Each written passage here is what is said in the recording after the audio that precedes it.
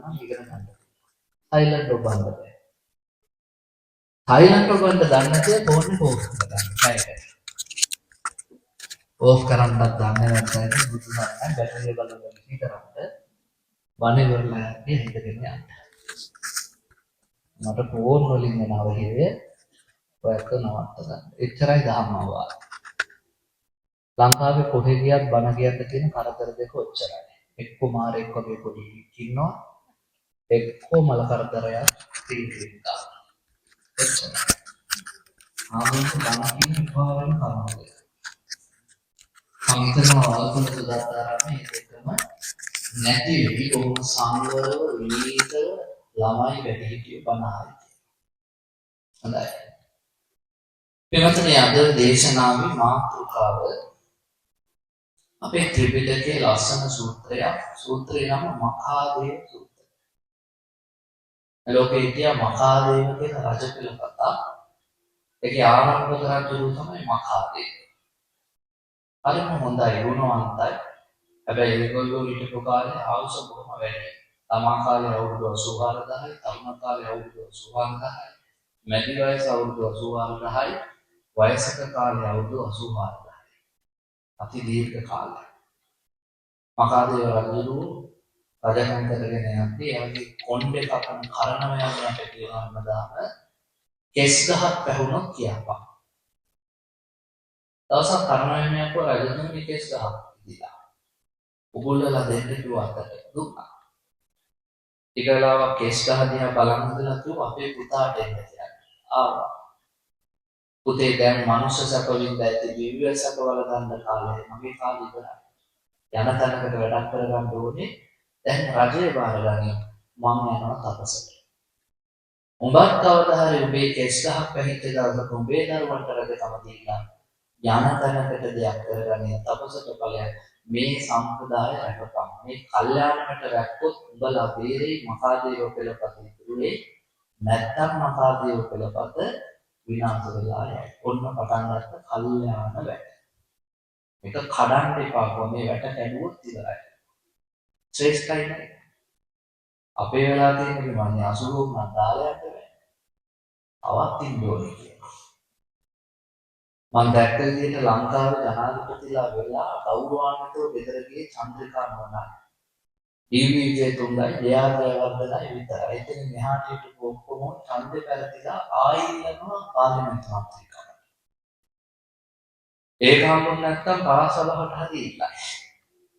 අසුසන්තිකා ජයසිංහ ජාත්‍යන්තරයට ගිහිල්ලා ගත්තාන Olympic රම්පදක්ම Olympic පදක්ම. ඒ කියන්නේ ලෝකෙන්ම එක.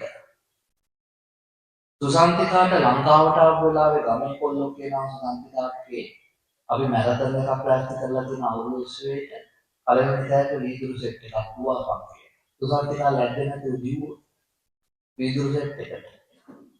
ඔලිම්පික් දුවපු ගෑණි වීදුරු සෙට් එකට ගම හරහා දිව්වොත් අර ඔලිම්පික් පදක්කමෙන් නැති වැඩක් නෑ.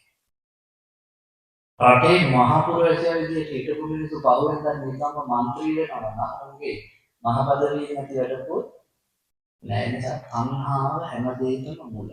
තණ්හායි ජායති සෝකෝ කිව්වේ. එනිසා උඹලා තණ්හා කරන්න එපා. කෙස් ගහක් පැහිච්ච දවසට යන තැනකට දෙයක් කරලාගෙන උඹලා තපසට ගිහිල්ලා තපස් කරපන්. මඛාදේව රජු රජකම දීලා කැලියට ගිහිල්ලා තපස් කරලා මැරිලා බ්‍රහ්ම ලෝකෙ ඉපදුණා. එයාගේ පුතාගේ කෙස් ගහක් පැහිච්ච වෙලාවක කාලයකට පස්සේ එයා පුතාට රජකම දීලා තපසට ගියා. පරම්පරාව 100 ගානක් ඔය ප්‍රතිපත්ති අනුගමනය කරගෙන ලක්ෂණට ආවා. එහෙම ඉතිපිමත් ඔය පරපුරේ බිහි වුණා ශ්‍රේෂ්ඨ රජෙක් නම නිමි. මොකද නම? නිමි කියන්නේ මහා ශ්‍රේෂ්ඨයෙක්. නිමි රජු ලස්සනයි අන්තගත වගේ ගුණවන්තයි සිල්වන්තයි මහා පුදුමයි. එයාගේ කීර්තිරාවේ ලෝකෙම පැතිරුණා. ලෝකේ විතරක් නෙමෙයි දිව්‍ය තලවලත් පැතිරුණා. ඒ පාර දෙවිවරු දිව්‍යාංගනාව සක්‍රයට කියන අපිටත් මේ නිමි රජු බලන්න ආසයි ගෙනත් දීපන් දිව්‍ය ලෝකෙට බලන්න. අපේ කියනවා කෑනගා හිටියව මැරිලා කොහොමද ඒ වගේ අය ඉන්නේ දිව්‍ය ලෝකේ තමයි. ඉවසගෙන හිටපො. බෑ මනුස්ස ලෝකේ ආවුස වැඩි මේ කාලේ. ඊට කලින් අපි විනාශ වෙයි. ඒ නිසා අපිට වෙනත් දෙයක් කිව්ව බලන්න. පොය දවසක අද වගේ රාත්‍රියක නිවිරජ්ජු ශිල්පවාදනය කළා හොඳට නාලා. බණ පොතේ තියෙන ඉතින් හරි ලස්සනයි නිවිරජ්ජු උසට සරිලන මහතට සරිලන උස රන් හදක් වගේ ශරීරයක් පොණ්ඩේ තෙත ගසලා පොණ්ඩේ උඩට කරලා ඔලුසලා බලද්දි සඳළු තලේ ඉන්න ලස්සන දෙයක්. ඇහුවා කවුද ඔබ? මං සක්කරයා. මොකටද මෙහෙ ආවේ ආරාධනාවක් කරන්න? මොකක්ද ආරාධනාව? දිව්‍ය ලෝකෙට වටින්න. මේ පණ පිටින් මම දිව්‍ය ලෝකයන්නේ මැරිලා නෑ පණ පිටින් නේ. කොහොමද යන්නේ? 80000 කරත්තේ තියෙන මාතලිත් එක්ක ඒක නැකලා වඩින්න කිව්වා. අනේ නිවිරජ්ජු ගියා. සුදාන සභාවට ගෙනල්ලා නිවිරජ්ජුනම දෙවිවරුන්ට පෙන්නවා මෙන්න මනුස්ස ලෝකේ ජයගත්ත නිවිරජ්ජු. ඉතින් අහලා වැඩක් නැහැ අර සිරාන් නිවිරජ්ජු දෙන්න කියන්න කියලා. දිව්‍යාංගනාව දෙවිවරු දුවගෙන ඇවිල්ලා ඉබිනවා මල් දෙනවා මල් මාල දානවා අත දානවා දුවමු එකම පිස්සුවයි. ඒ තරම් නිවිරජ්ජුව ශ්‍රේෂ්ඨයි. මොකද ඒගොල්ලෝ අන්තිමට කිව්වේ මනුස්ස ලෝකෙට යන්න එපා අපිත් එක්ක ඉන්නකෝ දිව්‍ය ලෝකෙම නවතින්නකෝ. නිවිරජ්ජුව බෑ මම රජයක් බාරගත්ත නේ. රජය මගදී දාලා ඉන්නේ නැහැ. අපේ පාලකෙක් නපුර තියාගන්න ඕනේ මොන හේතුවක් ආවත් රජය මගදී දාලා යන්න බෑ. මිනිස්සු දුන්නේ අවුරුදු 5කට නම් 5 කරලා තමයි යන්නේ. රජුරු මැදදී පැනලා කියත් මොකද වෙන්නේ? කොහේ හරි ඉන්න නුසුදුසු එකෙක්ට රටයක්. නේද? මේ විපාක විදිනවනේ ලෝකේ සමහර රටවල් ඕස්ට්‍රේලියාව එංගලන්තය වගේ අපිට නම් මේවා නෑ. ඒ හිතාගෙන දැනගන්න. නේද? රටවලවත් හැරලා යන්න බෑ පාලකයා. වගකීම ඉෂ්ට කරලා යන්න. මිනිස්සුත් දැනගන්න ඕනේ අවුරුදු දෙකේ පාලකයෝ වෙයි කියන්න බෑ. ඒ පාලකයන්ට අදාළ කාලේ ඉවර කරන්න මිනිස්සු අවස්ථාව දෙන්න ඕනේ. ඒ කාලේ ගුණයන් කියන්නේ ඒකට. ඒක මතක තියාගන්න මේ ධර්මයේ අපිට හරි ලස්සන පාඩම් ගන්න. නිවිරජ්ජුව ශ්‍රේෂ්ඨය බැහැ කිව්වා රජකම කරන්න. නැවත මනුස්ස ලෝකයට ඇවිල්ලා රට පාලනය කරගෙන බොහොම සාස්ත්‍රීයව ඉන්නකොට නිවිරජ්ජුවන්ට කර්ණවැමියා කියනවා කෙස් ගහක් පැහිලා. නිවිරජ්ජුව මොකක් කරන්නද? එයාත් කිව්වා ගලවලා දීපන් කියලා බලන් ඉඳලා පුතාට එන්න කියලා. පුතාට රජකම දීලා බහැලා ගියා. නිවිරජ්ජුව කිව්වේ නැහැ මම ලෝක ප්‍රසිද්ධයි නිවි ලෝකෙත් මාව වෙනවා ඒ නිසා මම යන්නේ කරනකම් ඉන්නවා කියලා. නිවිරජ්ජුවතර කල්යාණකට හැදුවේ නැහැ. එයා කියා රජකමෙන් බහැලා. එන්නතුනේ මේ පරම්පරාවේ ඊනක තැන තමයි කලාරජය.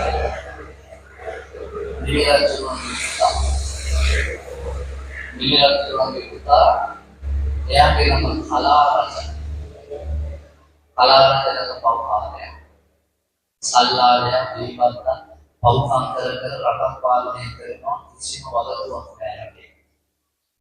කාලයක් යද්දී කර්ණවැමියා කියනවා රජතුමනි කෙස් ගහක් වෙයි මට මොකෝ. දැනුත් මිනිස්සුගෙන් අහන්නේ අපිට පාන්දර. ඒ කල්ලේ මට මොකෝ. ඒ පාට තව කාලයකට පස්සේ දැන් නම් 10ක් විතර ඉන්නවා මට මොකෝ. උඹේ වැඩක් බලන්න. ඊට පස්සේ 100ක් විතර බැහැලා. ඉතින් මොකෝ. ඔන්නේ අපපා.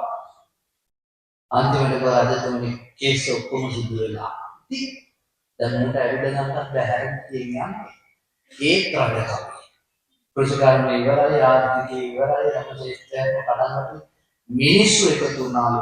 එකතු වෙලා කිව්වලු මහාදේවල දැන් හිටිය ඇති. ගහලා පන්නමු කියලා ගහලා පන්නලා උන්ගේ රාජවංශය ඉවර කළා. මම කියන්නේ අද විදියට නෙවෙයි. අවුරුදු ලක්ෂයකට කලින් දඹදිව වෙච්ච එකක් තථාගත බුදුහාමුදුරුවෝ දේශනා කළා. බුදුහාමුදුරුවෝ කියනවා මහණෙනි මොකක් නිසාද රජපෙළපත විනාශ වුනේ? අර පළවෙනි මහාදේව රජුගේ පිළිතුරු කල්යාණයට රැක්කේ නැතිනම් ඔයත් මතක තියාගන්න පුළුවන් කාලේ කරන්න බැරි වුණාම අපි හරියට දීලා යනවා. අද මේ ශාසනයේ තියෙන අනුකූලයන් ආන්දරට අවුරුදු 80 යනුමයි කරගන්නත් බැහැ වේවුල මොන හදලනවා ඒත් දෙන්නේ නැහැ නේද? වැඩ ගන්න දෙන්නේ. අන්නේවලක පන්සලකට ගියා හොඳ තරුණ වංශ කෙනෙක් ඉන්නවා අත් දෙකක් ගන්නද. ලොකු හාමුදුරු එහෙට පයින්නවා මෙහෙට පයින්නවා විසි වෙනවා ඇද වෙනවා ඉසේට අතට පයින් ගැහුවා. අවුරුදු 90ක්. ඒ පාර මම අර තරුණ උන්වහන්සේට කිව්වා ඔබ විපාක විතරයි. ඔය බිල්ලාගේ බලන් නැතුව දුවලකන් වැඩ ටික කරා පියා උපාරමියට බෑ අවුරුදු 90ක්. අපෝ හාමුදුරුවෝ මේ ඕව අතර මෙහෙ යන්න වෙනවා. කොහොමයා කැමති නැහැ කිව්වා. අපි කිසි දෙයක් කරනවා. මම බණ ඉවරලා ඉන්න කලින් අර අවුරුදු 90 හාමුදුරන්ට නායකයන්ගේ දැන් ඉතින් කාලේ ඉවරයි. ඕලෑන්ට මේවා බාර දීලා නිදහසේ ඉන්න. දන්නවද මට දීපු උත්තරේ? මම ධර්ම මැරෙන්නේ නැහැ කිව්වා. අවුරුදු 90යි. අවුරුදු 10ක් පාවා. බොම්කා. දිරුපරෝ ගත්තට බොම්කම් යන්නේ නැහැ. ආඛ්‍යාවට බොම්කම් යන්නේ නැහැ. මට දෙයක් කරන්න පුළුවන් කාලේ කරන්න බැරි නම් දීලා යන්න. ඒක තමයි ලස්සනම උපදෙස්. දැන් බුදුහාමුදුරුවෝ මකාදේව රජුලපතේ කතාව කියලා කියනවා. මහණෙනි මම කල්යාණ රටක් ලෝකේ පවත්වනවා. මේ කල්යාණ රට කඩන්න නැතුව ගියොත් නුඹලත් රැකෙනවා. කල්යාණ රට කඩපු දවසට නුඹලා යන්න. බුදුහාමුදුරුවෝ හරි ලස්සන කතාවක් අපට කියනවා. මොකක්ද? දවසක මගේ මේ උතුම් දහම ලෝකේ මතු ගෑවිලා යයි. ඒ අතුලේලා යන දවසට ජීවත් වෙන කාලකන්ණි පුරුකක් වෙන්න එපා. මාන්තිම කුලිසාවුවත් උඹලා අවසාන කුලිසෝ වෙන්න එපා. ඒ කියන්නේ බුද්ධ ශාසනය විනාශ වෙන කාලෙක සමාජිකයෙක් කියලාවත් ඉන්න එපා. ඒක කාලකන්ණි තමයි ඒක මොනසලක. අපේ කාලෙදි මේ ධර්ම නැති වෙන්න දෙන්න එපා කියන එකයි බුදුහාමුදුරුවෝ කියන්නේ. ඒක අපේ යුතුයකම තමයි තව පරපුරකට මේක දීලා මැරෙන එක. අපේ කාලෙදි විනාශ වුණොත් අපි මහ කාලකන්ණි මිනිස්සු. ඒක අවසාන පුරුෂ වෙන්න එපා. මොකද කරන්නේ? කල්යාණකට විදින්න නැතුව ගෙනියන්න. මම අද ඔයාලට කියලා දෙන්නේ කල්යාණකට විදෙන හැටි. හොඳට ඔළුවට ගන්න මේ අවුරුදු මුල 2026 ඒ වගේම පළවෙනිම පොහොසත්. ඔයාලගේ ජීවිතේක වටිනම බණපදයක්. කල්යාණකට නොබැදී තියෙන නම් පළවෙනිමටම ඔයාලට නැත්තම් ඔළුවේ තියෙන ඕන දේ තමයි මගේ ජීවිතේ පළවෙනි තැන ඉන්නේ බුදුහාමුදුරුවෝ. මේ ජීවිතේට අපිට හම්බෙච්ච හොඳම තෑග්ග මොකක්ද? බුදුහාමුදුරුවෝ. ඒක පිළිගන්නවා. පිළිගන්නවා ටිකක් අඩුයි. මිනිස්සු හරියට බොරු කියනවා. බොරුවට වෙනත් තියෙන බුදුහාමුදුරන්ට නැති මේ සරණම් නැත්නම් බුදුෝ මේ සරණම් නැත්නම් මට කිසිදු පිළිගන්න බුදුහාමුදුරුවෝ විනාතියි. ජීවිතේ ප්‍රශ්නයේදී ගැටලු මතුවෙද්දී ඕම් ගිහිල්ලා කියනවා නැති මේ සරණම් නැත්නම් කොච්චි කරේ කොහින් මේක. ඒකත් හොඳයි මේකත් හොඳයි ඔක්කොම ආගම් වලින් කියන්නේ හොඳ. ඔක්කොම නම් එක නෑ. ඔක්කොම ටික එක පැත්තකට දාලා බුද්ධ ධර්ම වෙනම පැත්තකට දාන්න බුද්ධ ධර්මේ බර වැඩි. ඒකට තාදී බර වැඩි. ඒ ලෝක ඔක්කොම ආගම් අතු පිට අත දාන බුදුහාමුදුරු විතරයි ගැඹුරට ගියේ. ඔක්කොම ආගම් වලින් කියන්නේ මම නැවුවා මං සැප දුන්නා හිතපල්ලා මරුවට පස්සේ මගේ ගන්නවා මගේ වලට ගන්නවා chapter close. බුදුරු ඒවා කියන්නේ නැහැ. බුදුරු මම නැවුවා මං දුන්නා මං ගත්තා කියන්නේ නැහැ. බුදුරු කියන්නේ නුඹලා ජීවිත කාලේ පුරාම යථාර්ථයේ තේරුම් ගන්න උත්සාහ කරනවා. ලෝකයේ කියන එක සැපතනක් නෙවෙයි දුක සහිතන ස්ථාවර වශයෙන් දුක තේරුම් අරගෙන දුක විපාක කරපල්ලා සදාකාලික සැපයට නිවන නුඹලට ආත්මය. නිසා මේවා අහසයි පොළොවයි වගේ. ඔය දේශපාලන වාසිකම් කියන ඔක්කොම එකයි. ඔක්කොම නම් වලින් කියන්නේ එකම දේ. නෑ නෑ. එහෙම එකක් නෑ. අපි ලෝක වෙනස්ම දර්ශනය. එනිසා බෞද්ධයෙක් වෙලා ඉපදුනා. අන්‍යයන්ට ඒගොල්ලන්ගේ ආගම තුළ හිටපු දෙයක් කිසිම ප්‍රශ්නයක් නෑ. මම කතා කරන්නේ මේ බෞද්ධයන්. බෞද්ධ හොඳට මතක තියාගන්න ජීවිතේ කමන්ට ලැබෙච්ච ප්‍රථම ත්‍යාගයේ වාසනාව භාග්‍ය ලෞතර බුදුහාමුදුරු කියලා ඉවතියගන්න. ඒ කල්යාණකට නම් දෙන්න දෙන්න එපා මේ අලුත් අවුරුද්දේ කල්පනා කරලා මම මෙච්චර දවසක් බුදුහාමුදුරන්ට අත්දැකවත් ඔසවල වැන්දේ නැත්තම් අද ඉඳන් පටන් ගන්න. හෙටට කල් දාන්න එපා. හෙට කියන්නේ බාලදී. අද පටන් ගන්න. උදේ නැගිටිද්දී බුදුහාමුදුරුවෝ සිහි නොවිච්චය වෙන අදහස් ඔළුවේ නැහින් කරලා නමෝ බුද්ධාය බුදුහාමුදුරන්ට නමස්කාර වේවා කියලා ජීවිතේ පටන් ගන්න.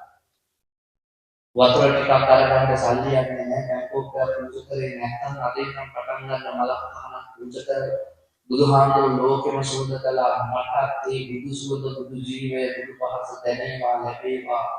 ඒ තමයි ලෝකේ ශ්‍රේෂ්ඨතම සරණ. එනිසා බෞද්ධයෝ මේ කල්යාණයට කැඩෙන්න නම් දෙන්න. හැබැයි මතක තියාගන්න මෙතනක් තියෙන වැඩිහිටිය අතර ඔය 1960 70 80 90 ගණන් වල ඉපදිච්ච උන් තාම පුරුද්දට උදේ ආහ හඳුන්නා. මල්කඩ. එදාට පස්සේ උන්ට ඒ පුරුද්ද නැහැ. ගෙදර කීපාරක් කියනකොට මල් කනාපන් මුදුන් නදාපන් දාතටියක් කියාපන් කල්යාණයට විදෙන්න යන්නේ. කල්යාණයට විදෙන්න නම් දෙන්න මම අර අසංගතේ මන්ත වේදිකේ ලස්සන බින්දුවක් වගේ වගේ ගමනක් යනවා. මොකක්ද යන්නේ? බුදු බබාගේ මගේ පුතාට මම වැඳලා කියන්නම් කවු නැහැ. තාත්තා කියනවා පුතාට මම වඳින්න. ඒකත් අවශ්‍ය දෙන්නේ නැහැ. මොකද මේ තාත්තා වැඳලා කියන්නේ කවදාවත් එපා පුතේ බුදුගේ නම් පාලු කරන්න. මම මරුණු දාප එපා පුතේ බුදුගේ නම් පාලු කරන්න. තාත්තා පුතාට කියනවා ඒ දේ කරන්න එපා. යම් දවසක එහෙම කරොත් ඊට අවසන් වෙනකොට වැහි නැති වෙන පාත්‍රයේ මගේ දිවි වලට උඹ වාගේ කවුකාර පුතෙක් මේ ලෝකෙට බිහිදෙව්වා. පුතු වෙන වර්ග තුනක්. ධර්මවල පුතු වර්ග තීමානි විද්දවේ පුත්තා. මහණෙනි පුතු වර්ග තුනයි. හතමේ තීනි කවුද තුන? අතිජාතෝ අනුජාතෝ අවජාතෝ. ඔන්න පුතු තුන. අවුරුද්දේ විතරක් නෙමෙයි එපා. මම කියන්නේ බන මිනිසුන්ට හිත ගහලා නැහැ. බන කියන්නේ සමහරුන්ට පොඩ්ඩක් හිතෙනවා මොනවා කරන්නද? බුදුහාමුදුරුවෝ කියන පළවෙනි පුතා අතිජාතය. කවුද? ඔන්න හොඳට තේරුම් ගන්න. අම්මා තාත්තා ඉන්නවා, පන්සිලුත් නැහැ, සිල්වතුත් නැහැ, තිසරණෙක් නැහැ. අම්මා තාත්තා මොකද කරන්නේ? කොහේ හරි වතුර වලක් දැක්කම මාළු එපා ගන්නවා, කනවා, වරකමක් කරනවා, නුඹේ වත්තේ පොළොඩියක් කරනවා. උන්ට පන්සිල් නැහැ. තත්ත්වයේ ජීවත් වෙන්නේ කනවා බොනවා බුදිනවා පැටව ගන්නවා ඔච්චරයි. එහෙමන්ට දරුවෝ හම්බ වෙනවා. දරුවා පුංචි කාලේ නම් පන්සල් වෙනවා. බණ අහනවා, දහම් පාසල් වල වැඩ කරනවා, පෙරහැරිය. හැදිච්ච නැති උන්ට හැදිච්ච දරුවෝ බිහි වුණාම බුදුහාමුදුරුවෝ කියනවා අතිජාතු. නැහැදිච්ච දෙමව්පියන්ගේ හැදිච්ච ළමයි. හරියට කොයි වගේ? මඩේ ඉපදිච්ච නෙළුම් මල් වගේ. හිතන්නත් බෑ මේ උන්ගේ දරුවෝ කියලා. දැකලාද? ඔය සමහර ආම්දුල්ලා තියෙනවා ඒක. අවකාර ගෙවල් වලින් ඇවිල්ලා මහාන වෙනවා. මහාන වුණාට පස්සේ හිතන්නවත් බෑ මේ ආම්දුල් ඒ වගේ පවුලක දරුවෙක්. මම මේ ආම්දුල්ගේ ව්‍යාධානයක් කියන්නේ ආම්දුල්ගේ සහෝදරයෙක් නෑ. ආම්දුල් අවුරුදු 65ක් විතර ජම්බුවල ගෙදරියෝ කියලා ලස්සන. ඒ පාරේ ගිහිල්ලා ඉඳි මට කියනවා එනේ එකකට මේ අපි ලොකු මාළා. මේ අපේ දෙවණියා මේ හිච්චි මාළා.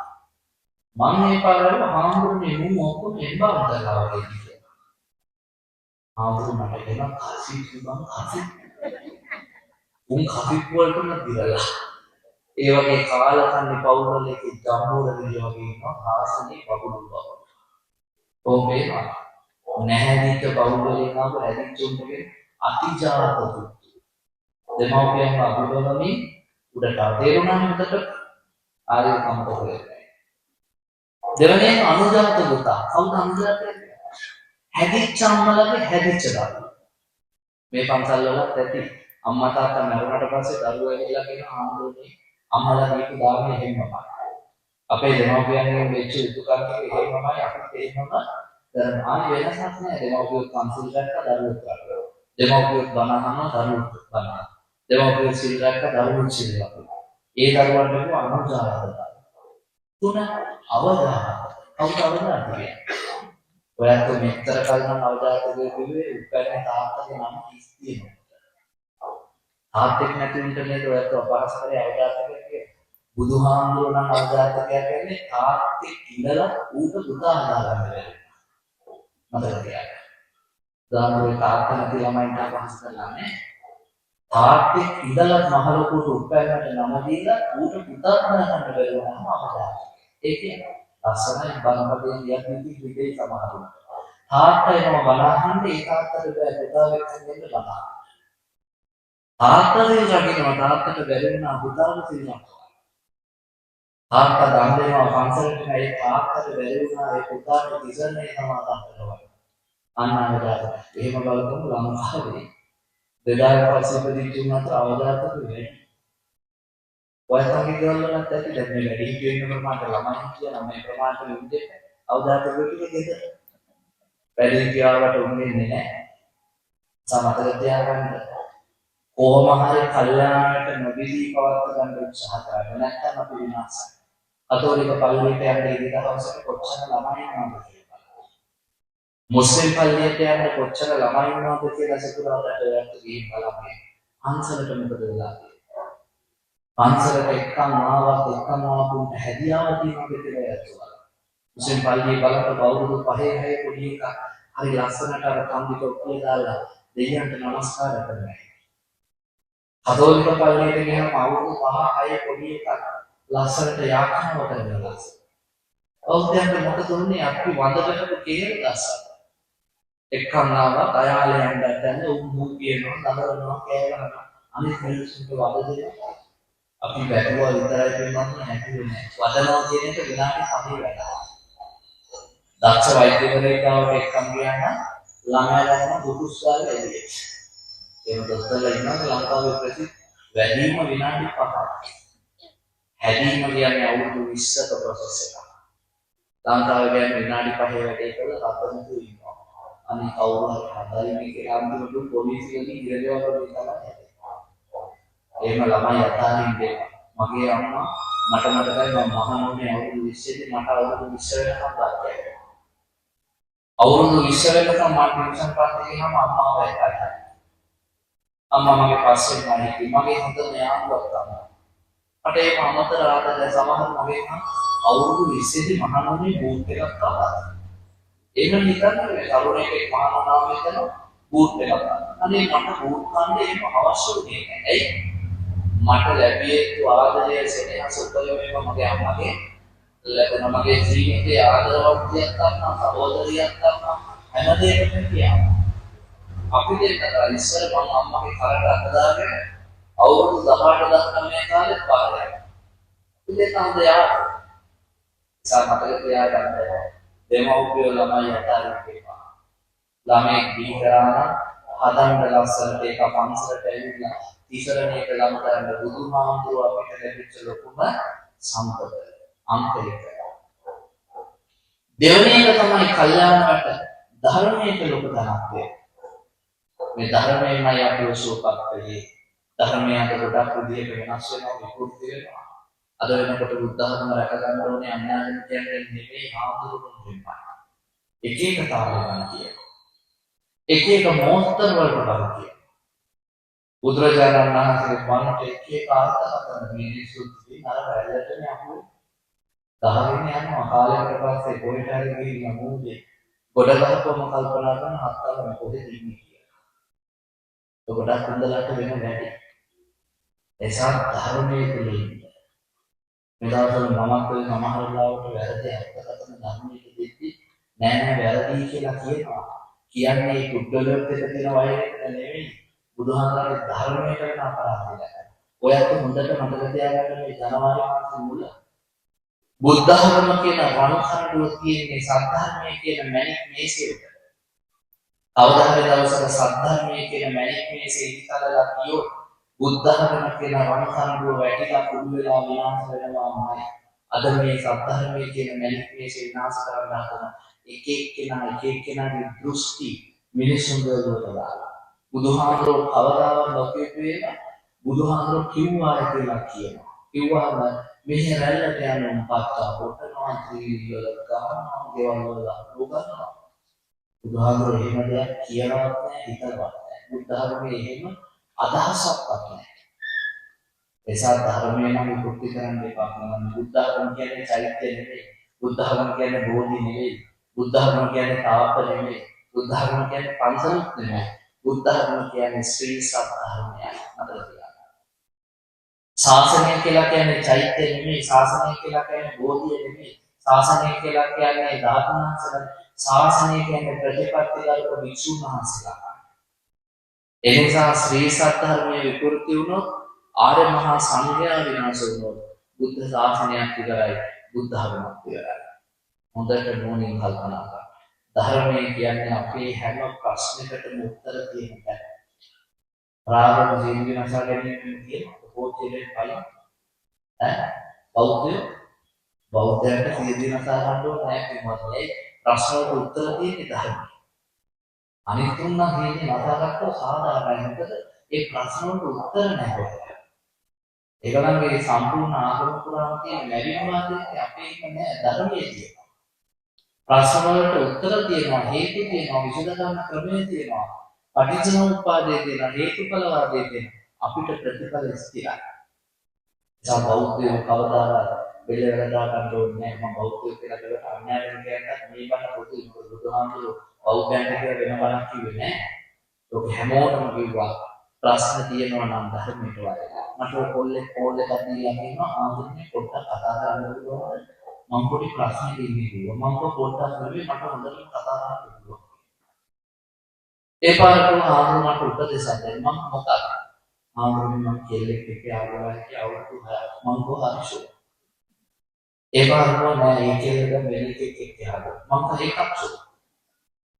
උගෙන පොඩ්ඩක් සීරියස් වෙන්න ආන්දරේ මම ප්‍රශ්නයක් දෙන්නේ. මම සීරියස්.